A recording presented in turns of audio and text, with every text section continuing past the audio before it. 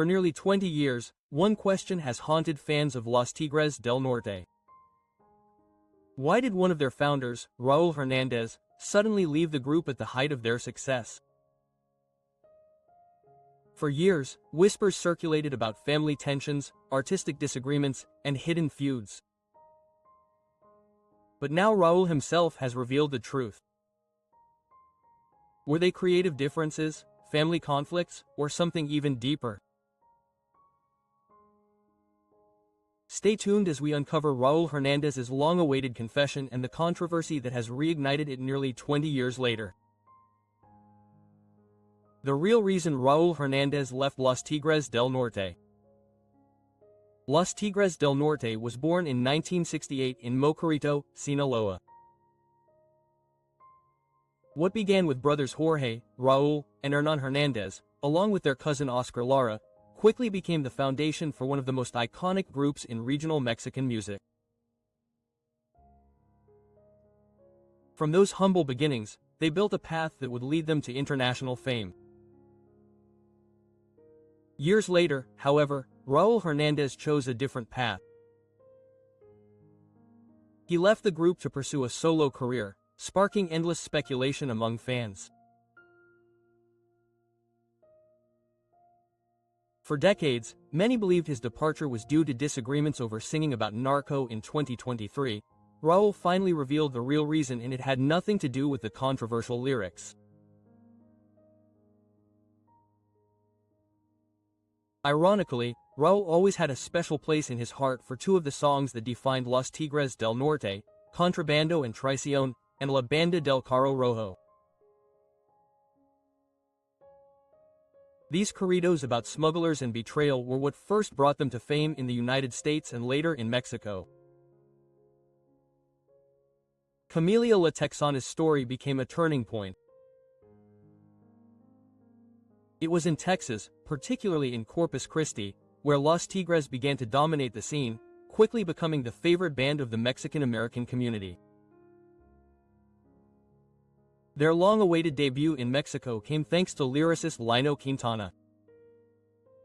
After years of chasing the American dream and recording their first album in the United States, they finally returned home with momentum in their favor. Raúl himself recalled those early days during a 2023 interview for the program Videorola.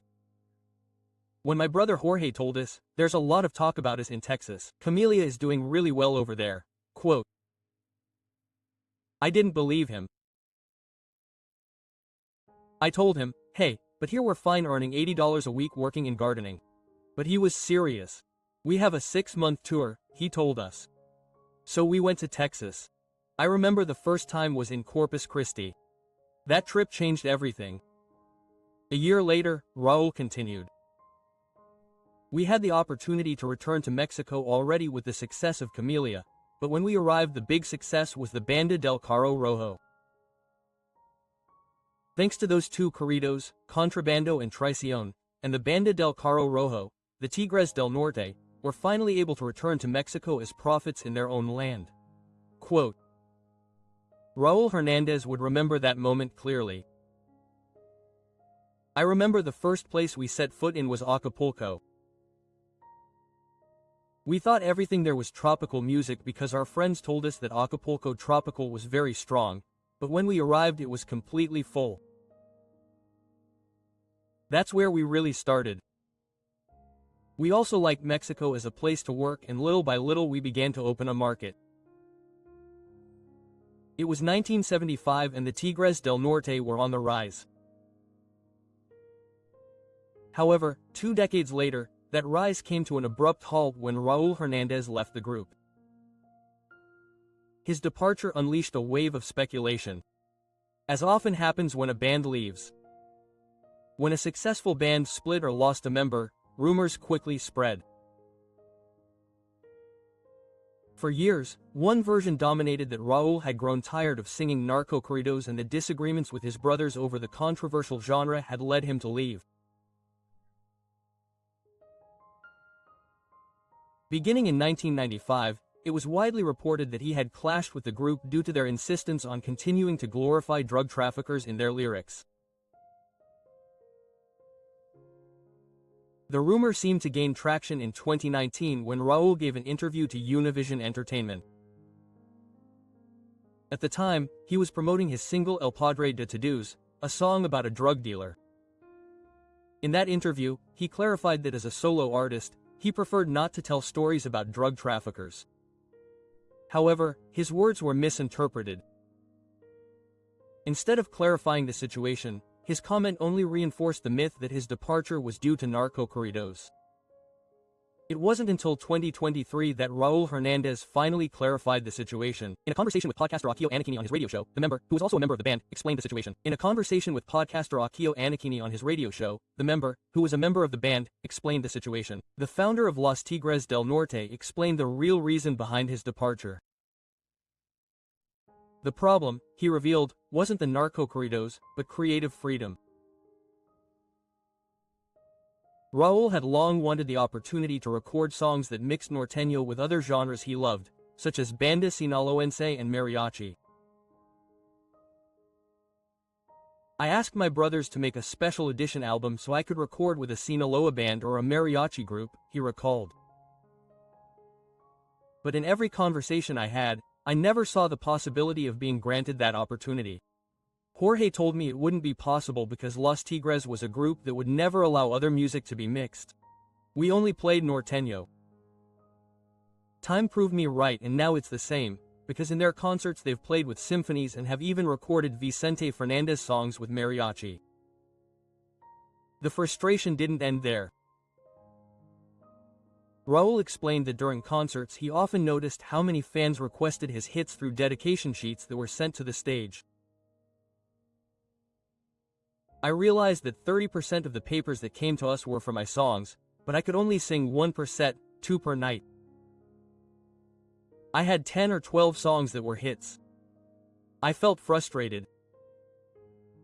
One day I thought, if people like what I do, then I'm not wrong if I decide to follow my own path. And that's what I did when asked directly about the long-standing rumor that his departure was due to a refusal to sing narco. Raúl dismissed the idea.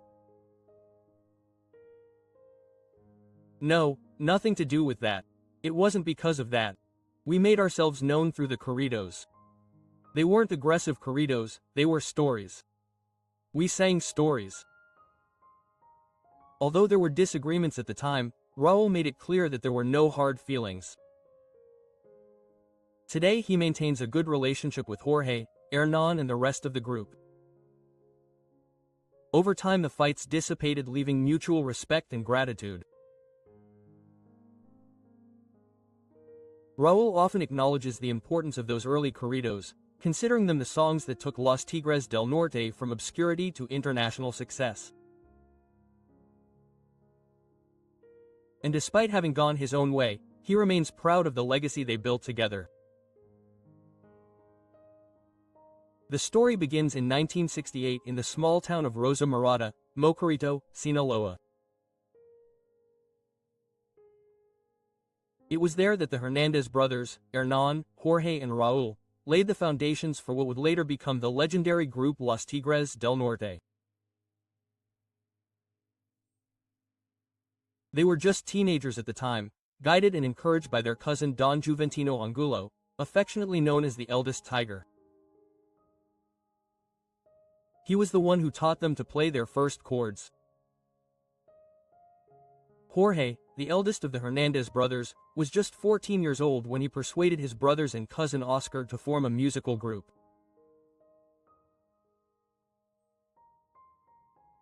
The Hernández family was going through hard times, money was scarce and his mother had no choice but to leave young Raúl in the care of his grandparents while she took care of the rest of the family.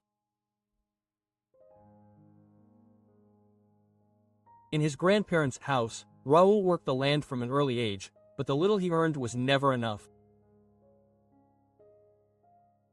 These hardships became the driving force that drove the brothers to try their luck in music.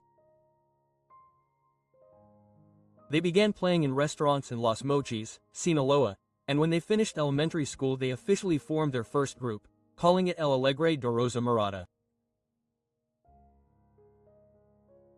Not long after, the brothers and their cousin moved north to Mexicali, Baja California, where they became known as the Norteños de Chihuahua.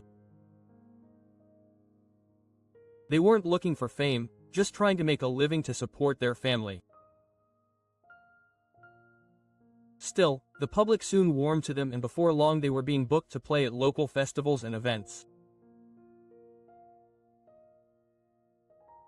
Their big break came when they were invited to perform in San Jose, California, for the Cinco de Mayo celebrations, their first trip to the United States. At the border, an immigration officer asked them what their group's name was.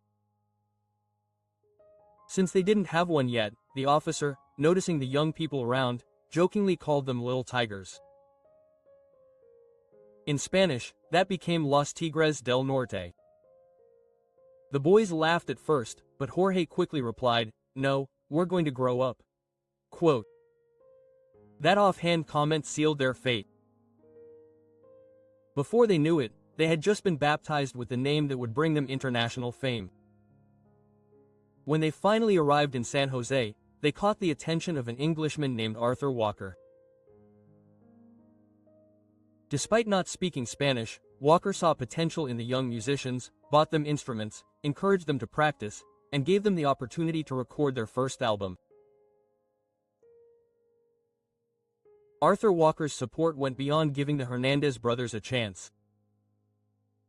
He saw so much potential in the young men that he bought them instruments and organized music lessons.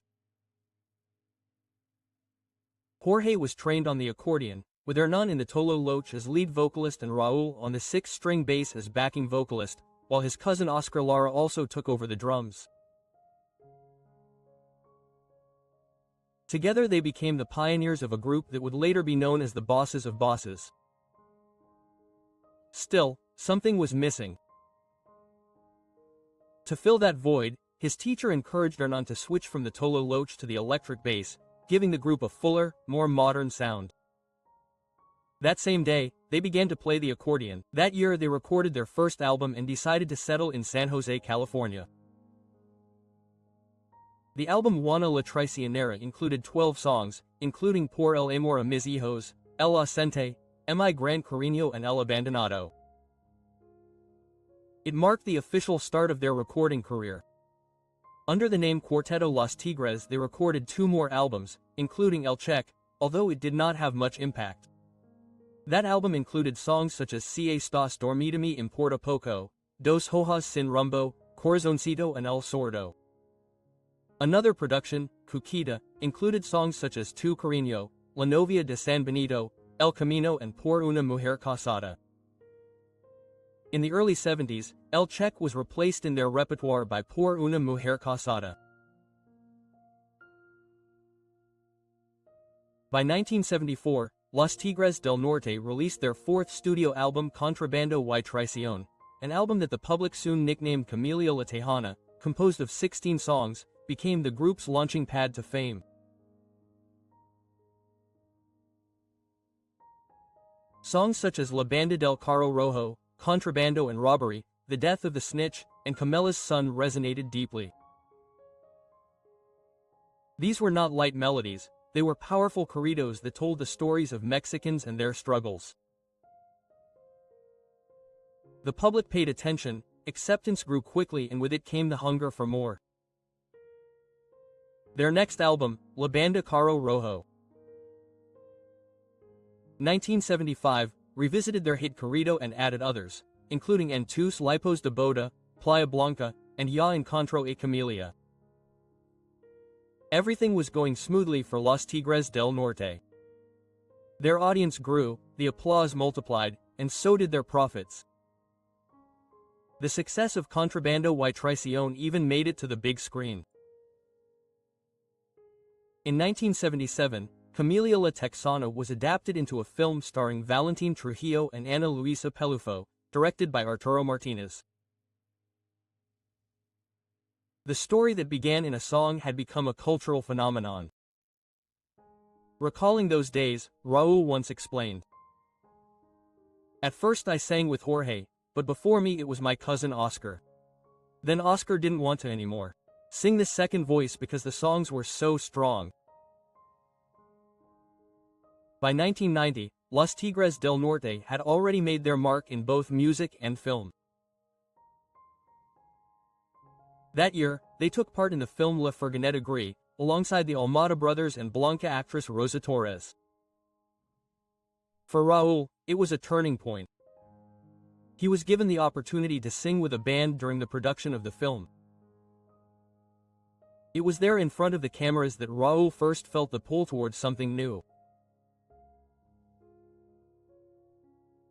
That moment planted the seed, the little bug, that would later inspire him to explore another subgenre of regional Mexican music and eventually venture out on his own.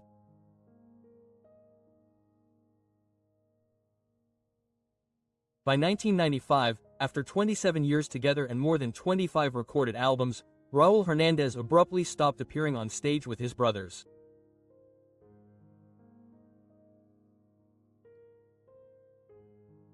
Even after achieving success both on and off stage, Raúl Hernández remained humble, never forgetting his roots, a quality that earned him respect throughout the music industry.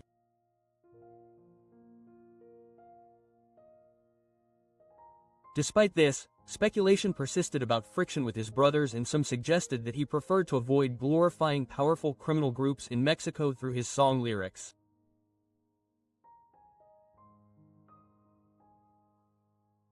In 2018, Raúl was honored with an honoris causa medal in Mexico City, recognizing his long and influential musical career as the founder of Tigres del Norte, one of the most influential groups in regional Mexican music. However, he was clear about the source of his pride. "It's not because of the corridos," he explained. "That's how we became known. They were never aggressive, they were stories, always stories." Quote. Acknowledging Raúl's contributions, his former bandmates expressed respect for his decisions. "He was with us for many years," they said. "He decided to make his own career and we respect that. He continues to share his songs with his audience."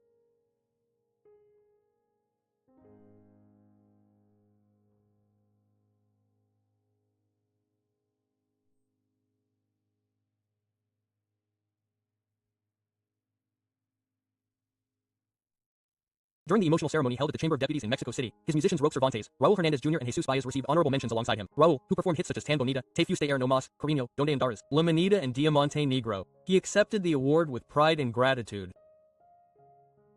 He dedicated the recognition to his fans and family, who had supported him since the early days of his journey, and helped lay the foundation for a prolific and long-lasting musical career.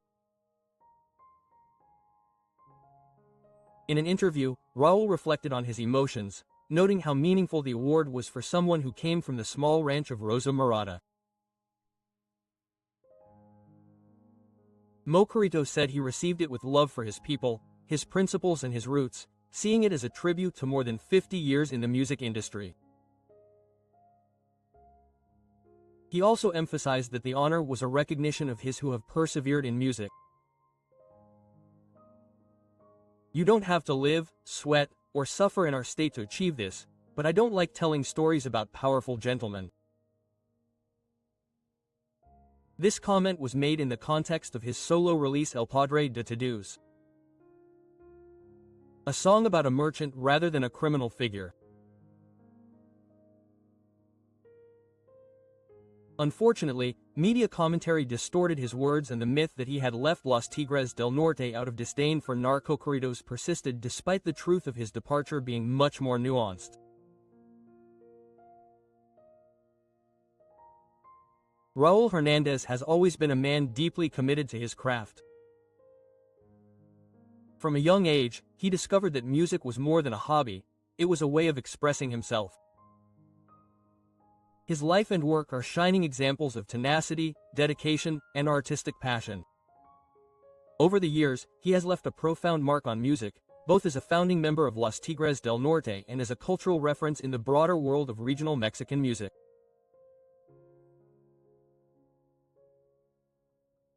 His influence endures. Raúl's songs continue to resonate in homes, bars, and on the radio. Although he no longer performs with Los Tigres del Norte, he is no longer a member of the Tigres, is universally recognized for his humility, talent, and honesty. Quote, "The truth is that I dare to talk about things as they are, because I don't lie, I feel comfortable, I've never liked lying," he once said. In 2024, fans were thrilled when a video surfaced showing Eduardo Hernandez, a current member of Los Jefes de Jefes, performing Diamante Negro alongside El Tigre Solitaire. The brief reunion sparked speculation. Could Raúl be returning to the legendary Norteño group? Los Tigres del Norte, after all, are one of the most famous Norteño bands in the world. Known for staying out of controversy and gossip, they have always focused on singing their corridos and cumbias, winning the hearts of fans all over the world. Seeing the Hernandez brothers share the stage again brought joy, but it was short-lived. Raúl remained steadfast in his solo career. "We became very relaxed with prohibitions and things like that. I used to think differently, but eventually I became convinced that you have to give people what they like," he explained. For many years, his brothers remained silent about Raúl's departure. Over a year ago, during a visit to Colombia, he was asked about the situation.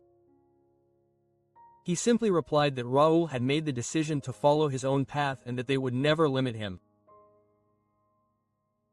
Raúl's solo career has flourished, supported by his company, which has always promoted regional Mexican music. He demonstrated this vision by bringing together some of the biggest names in Norteño music. Eliseo Robles, Rosendo Cantu, Juan Villarreal's Cubs, El Mimoso and Lalo Mora, the king of 1,000 Coronas, for an unforgettable event called El Palomazo Norteño. Under the theme Legends of Norteño Music, the event became a unique experience, celebrating the most iconic voices of the genre. In May 2025, Raúl Hernández will return to the stage for a highly anticipated performance alongside Lalo Mora, Eliseo Robles and Rosendo Cantu, four of the most celebrated voices of regional Mexican music. The event, which will take place at the National Auditorium in Mexico City, promises an unforgettable night of nostalgia, tradition and melodies full of emotion. Quote,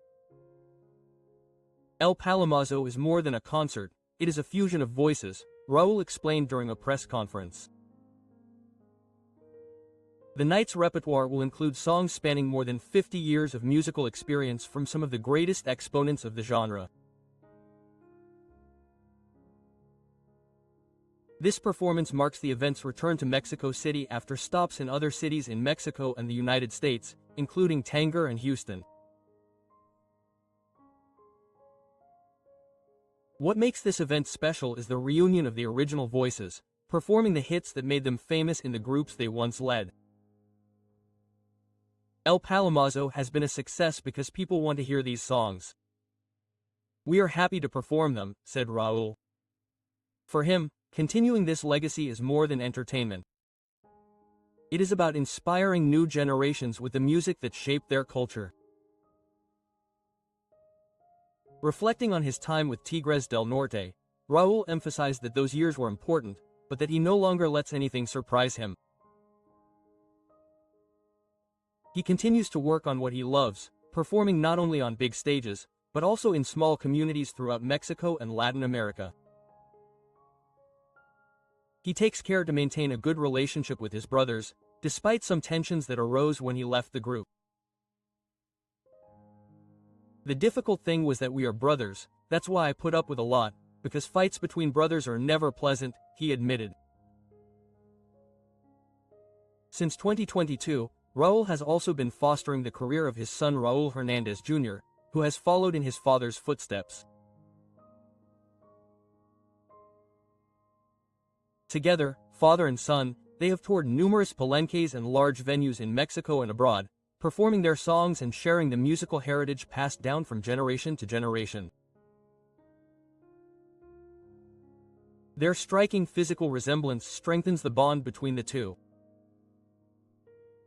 They have collaborated on multiple projects, including the Luis Antonio Lopez video series, performing alongside norteño legends such as Lalo Mora, El Farafara, and Rosendo Cantu. Despite his fame and decades of experience, Raúl leads a more modest life than his brothers. He continues to sing while dedicating time to his family, carrying on the legacy he helped build with Tigres del Norte for over 25 years.